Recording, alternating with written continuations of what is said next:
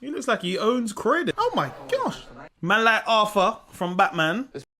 Namaste, Dzień dobry, assalamu alaikum, ciao, konnichiwa, bonjour, hola, ciao, good morning, good morning, good morning. This is Ken at 10, back. I apologise, I wasn't here yesterday. Did you notice? Did you miss me? I hope you did.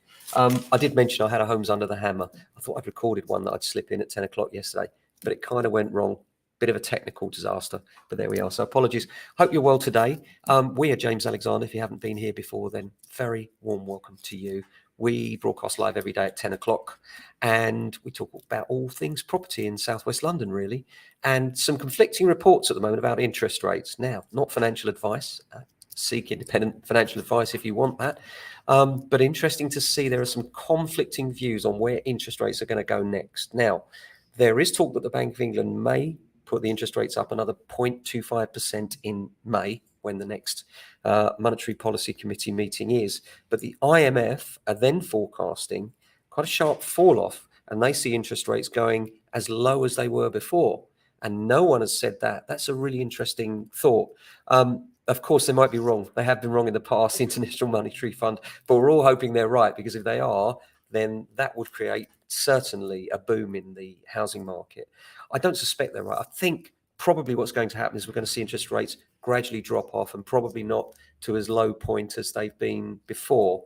But it's certainly encouraging to hear people talking about that. Of course, the flip side is if they're talking about that, they're talking about that because the economy is in such a bad position that we've got no choice but to reduce those rates. So it is a double-edged sword, of course.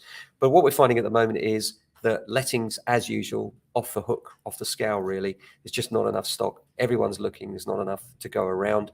In terms of the sales market, we're still really busy. Things are coming on.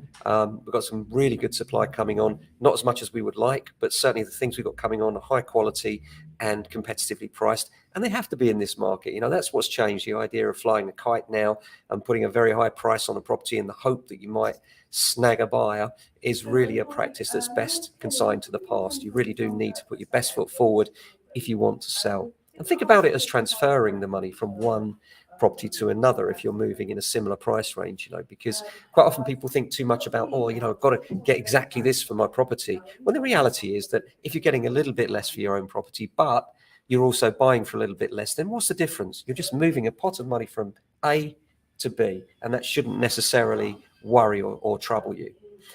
Quote of the week this week, one that I love. We've had this one before, but I do like it. Live so that when your children think of fairness and integrity, they think of you. Love that. Live so that when your children think of fairness and integrity, they think of you.